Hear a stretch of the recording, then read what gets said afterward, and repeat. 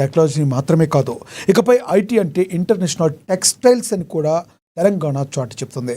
భాగ్యనగరం వేదికగా జరిగిన 13వ Asian textile కాన్ఫరెన్స్లో ముఖ్యమంత్రి రేవంత్ రెడ్డి సంచలనమైన వ్యాఖ్యలు చేశారు. తెలంగాణ డిఎన్ఏలోనే వస్త్రకళ ఉందని, నిజాం కాలం నాటి ముత్యాలు, వస్త్రాల వైభవాన్ని మళ్లీ పునరావృతం చేస్తామని ఆయన ప్రకటించారు. కేవలం వ్యాక్సిన్లు, ఎయిర్ప్యాడ్స్ మాత్రమే కాదు, 2 ప్రపంచం ధరించే బట్టలు కూడా తెలంగాణలో తయారవుతాయని సీఎం రేవంత్ రెడ్డి ధీమా వ్యక్తం చేశారు.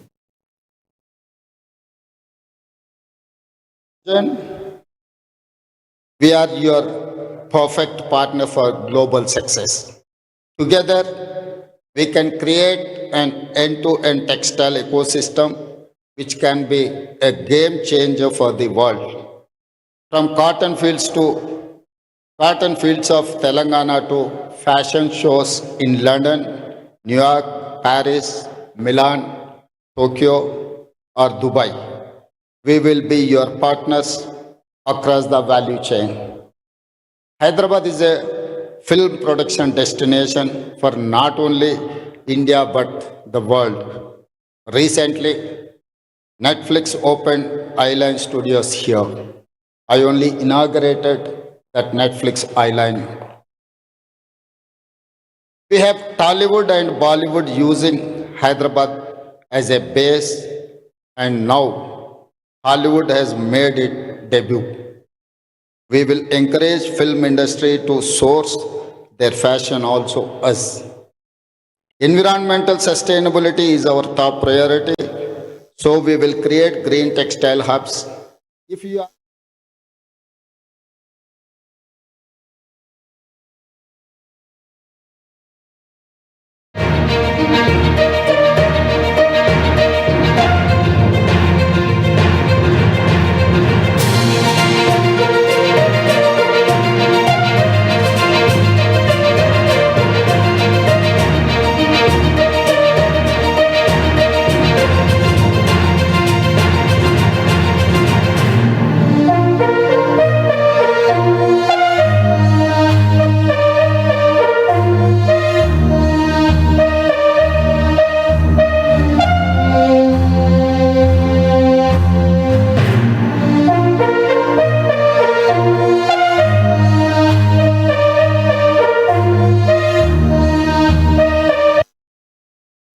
బ్రేకింగ్ న్యూస్ చూస్తున్నాం. తెలంగాణలో గ్రూప్ 1 అభ్యర్థులకు భారీ ఊరట లభించింది. గ్రూప్ 1 నియామక ప్రక్రియపై సుప్రీంకోర్టు వెలువరించిన తీర్పును ముఖ్యమంత్రి రేవంత్ రెడ్డి స్వాగతించారు. ఈ తీర్పు తమ ప్రభుత్వ పారదర్శకతకు, చిత్తశుద్ధికి నిదర్శనమని ఆయన కొనియాడారు. నియామకాలను అడ్డుకోవాలని చూసిన శక్తుల కుట్రను ప్రజలు గమనిస్తున్నారని, అడ్డంకులన్నీ తొలగించి డీజీపీఎస్సీ ద్వారా వేగంగా ప్రక్రియ పూర్తి చేశామని సీఎం స్పష్టం చేశారు.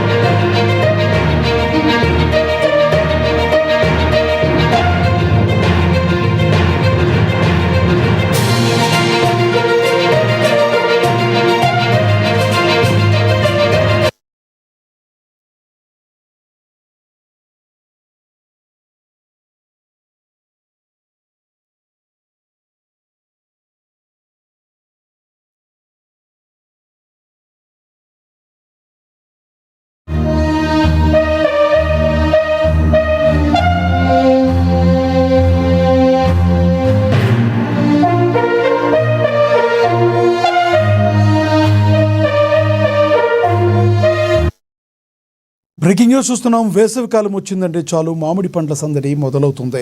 అయితే కొనే మామిడి ప్రాణాలకే ముప్పు తెచ్చే అవకాశం ఉందని సిపి సజ్జనార్ హెచ్చరించారు. కాసుల కక్కుర్తితో కొందరు వ్యాపారులు కాల్షియం కార్బోనేఆక్సైడ్ వంటి ప్రమాదకర రసాయనాలతో పండ్లను మగ్గిస్తున్నారని, ఇవి ప్రాణాంతకమని తెలిపారు. పండ్లు కొనుగోలు విషయంలో ప్రజలు అప్రమత్తంగా ఉండాలని ఆయన విజ్ఞప్తి చేశారు.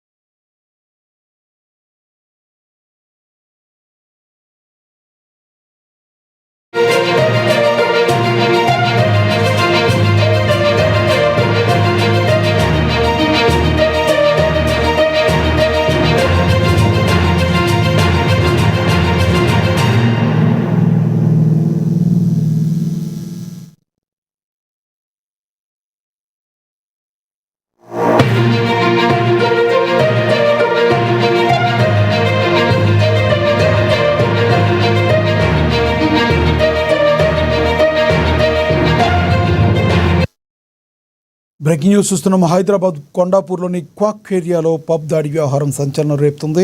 ఈ కేసులో ప్రముఖ నటి హేమ పేరు వినిపించగా ఆమె తాజాగా క్లారిటీ ఇచ్చారు. ఈగల్ టీం నిర్వహించిన డ్రగ్ టెస్ట్లో తనకు నెగిటివ్ వచ్చిందని ఆమె వెల్లడించారు. ఈ మేరకు ఆమె ఇన్స్టాగ్రామ్లో ఒక వీడియోను విడుదల చేస్తూ తనపై వస్తున్న ఆరోపణలను కొట్టిపారేశారు. మరోవైపు ఇదే పబ్లో డ్రగ్స్ తీసుకున్న 8 మందికి పాజిటివ్ రావడంతో పోలీసులు దర్యాప్తు వేగవంతం చేశారు.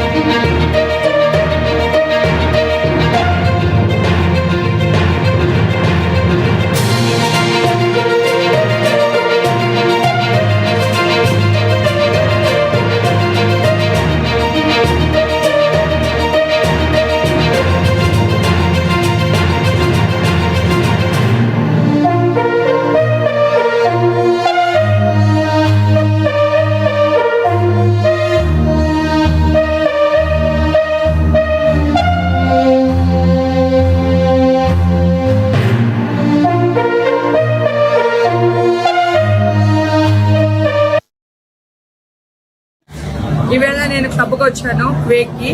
సో అక్కడ నా యూరిన్ తీశారు శాంపిల్. సో నెగిటివ్ వచ్చింది. కనిపించిందా? నెగిటివ్ వచ్చింది. రేపు మళ్ళీ నేను ఈ వీడియోని పోస్ట్ చేస్తాను. Thank you. మీ హేమకి ఎప్పుడు తప్పలేదు. జెన్యున్ గా ఉంటది, ముక్కు సూటుగా ఉంటది. Love you all. ఈవేళ నేను సభకు వచ్చాను క్వేక్ కి. సో అక్కడ నా యూరిన్ తీశారు శాంపిల్. సో నెగిటివ్ వచ్చింది. కనిపించిందా? నెగిటివ్ వచ్చింది. రేపు మళ్ళీ నేను ఈ వీడియోని పోస్ట్ చేస్తాను. Thank you. మీ హేమకి ఎప్పుడు తప్పలేదు. జెన్యున్ గా ఉంటది, ముక్కు సూటుగా ఉంటది. Love you all.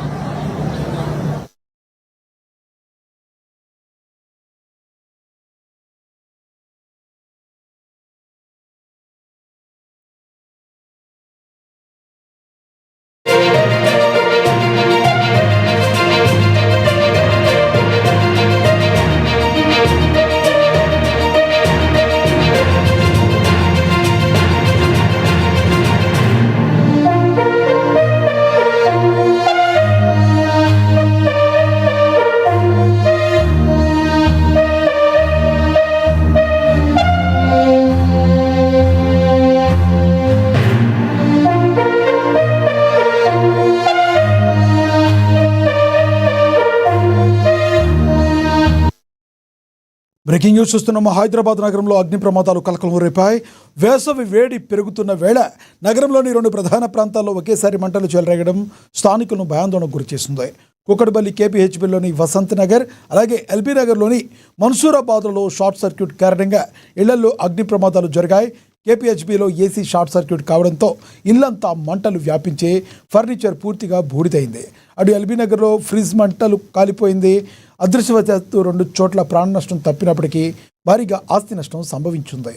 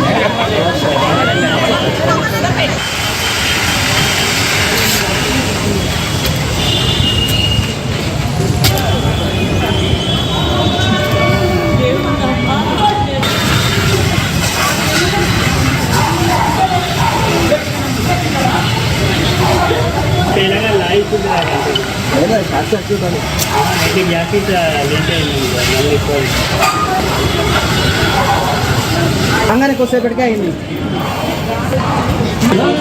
Full cylinder అది.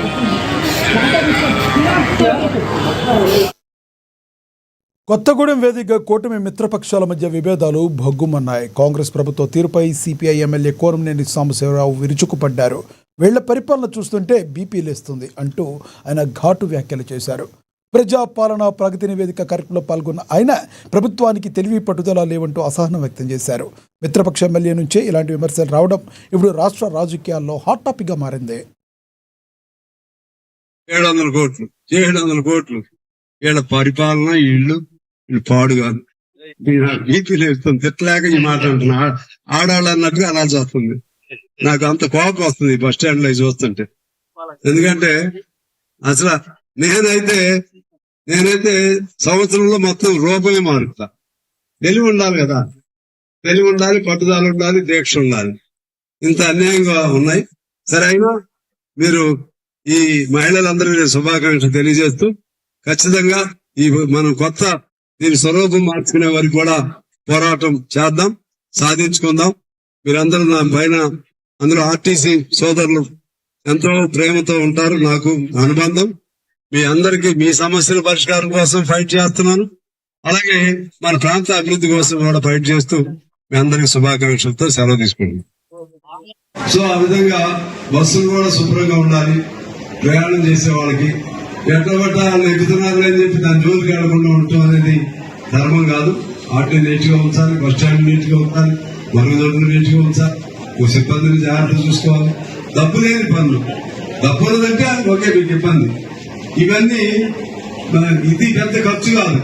ఇన్ని వేల కోట్లు పెట్టే వాళ్ళకి మొత్తం రాష్ట్రంలో ఎన్ని బస్ స్టాండ్లు ఉన్నాయమ్మా? రాష్ట్రంలో ఎన్ని బస్ స్టాండ్లు ఉన్నాయి? వికారాబాద్ జిల్లా పరిగి మండలంలో భూసేకరణకు వ్యతిరేకంగా రైతుల పోరు ఉధృతమవుతుంది. కాళాపూర్ గ్రామంలో భూబాధితులు చేపట్టిన రిలే నిరాహారదీక్షలు నేటికి 11వ రోజుకు చేరుకున్నాయి.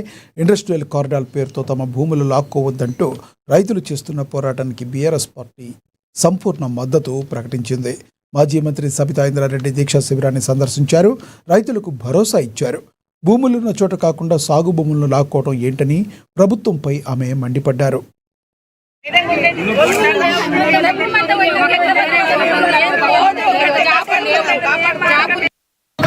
భూములు పోకుండా మీరు కూడా మాకు సహకారం చేసి మాకు అండగా ఉండి నిరంతరం ఇక్కడ ఉండి ఈ భూములు పోకుండా కాపాడవలసిందిగా భూములు పోకుండా మీరు కూడా మాకు సహకారం. కాబట్టి మీరు ఖచ్చితంగా మీరు అటుండి మనమందరం కలిసి పోరాటం చేసి పార్లమెంట్లో అమరావతి చట్టబద్ధత బిల్లుకు ఆమోదం లభించడంతో ఏపీ వ్యాప్తంగా హర్షాతిరేకాలు వ్యక్తమవుతున్నాయి. విజయనగరం జిల్లా బొబ్బిల్లో ఎమ్మెల్యే బేబీ నాయన ఆధ్వర్యంలో పండుగ వాతావరణం నెలకొంది. నిన్న రాత్రి కోటలో దీపోత్సవం నిర్వహించిన ఎమ్మెల్యే నేడు యువతతో కలిసి భారీ బైక్ ర్యాలీ చేపట్టారు. గాంధీ జంక్షన్ వద్ద మహాత్మా గాంధీ విగ్రహానికి పూలమాలలు వేసి ఘనమైన నివాళులు అర్పించారు. మోడీ, చంద్రబాబు, పవన్ కళ్యాణ్ కృషితోనే అమరావతికి శాశ్వత హోదా వచ్చిందని తెలిపారు. 5 కోట్ల మంది కల సాకారమైందంటూ కూటమి శ్రేణులు పెద్ద ఎత్తున నినాదాలతో హోరెత్తిచ్చారు.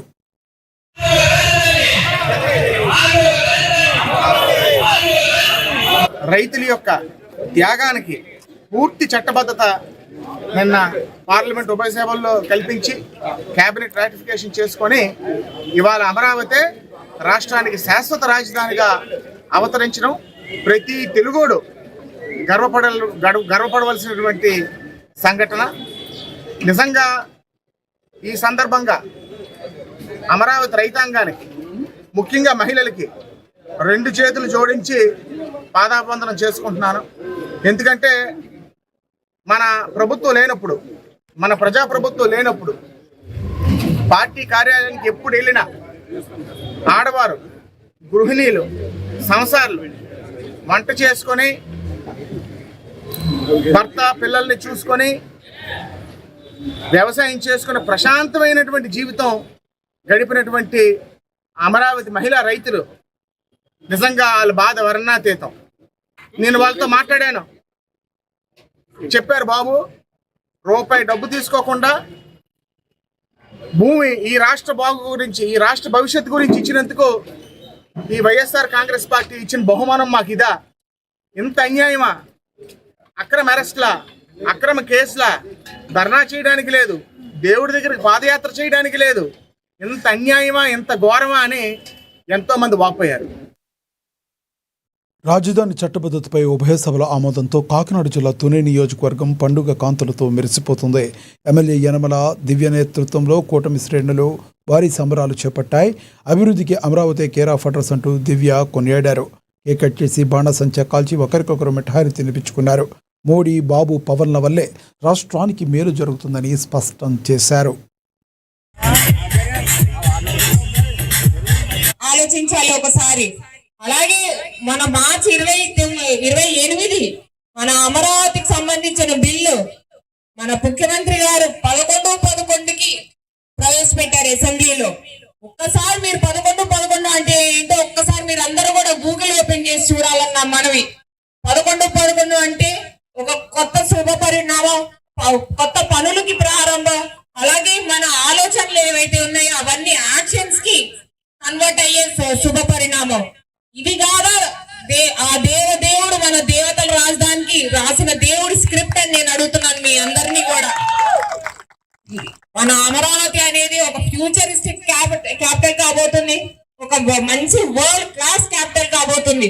ప్రతి ఒక్క ఏజ్ గ్రూప్ కి కూడా ఇది సహకరిస్తుంది. అటు చిన్న నుంచి పెద్ద వరకు కూడా ప్రతి ఒక్కరికి ఉద్యోగం, ఉపాధి, చదువు అన్ని హెల్త్ పరంగా కూడా అన్ని ఒక అది సపోర్ట్ చేసుకొని నిన్న మన ముఖ్యమంత్రి గారి డైరెక్షన్ మేరకు మన ప్రధాని గారి మోడీ గారి నల్గొండ జిల్లా నకరికల్లో వీధి కుక్కల స్వైర విహారం కలకలం రేపుతుంది. వీధిలో ఆడుకుంటున్న 4 ఏళ్ల బాలుడిపై ఓ పిచ్చి కుక్క అతి దారుణంగా దాడి చేస్తుంది. కుక్క కాటుకు బాలుడి ముఖంపై తీవ్రంగా గాయాలయ్యాయి.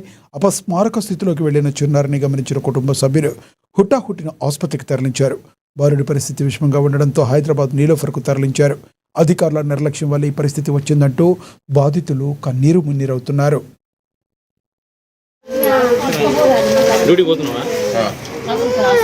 దానికి మిచ్చిలేసింది, దాన్ని ఓడి పడుకోట్లే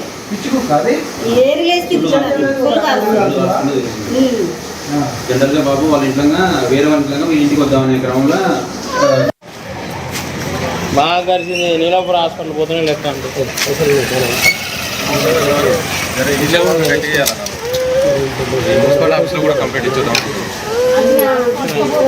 డ్యూటీ పోతున్నావా?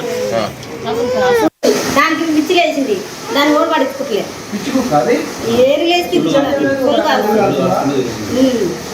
జనరల్ గా బాబు వాళ్ళ ఇంట్లో వేరే వాళ్ళ ఇంట్లో మీ ఇంటికి వద్దామనే క్రమంలో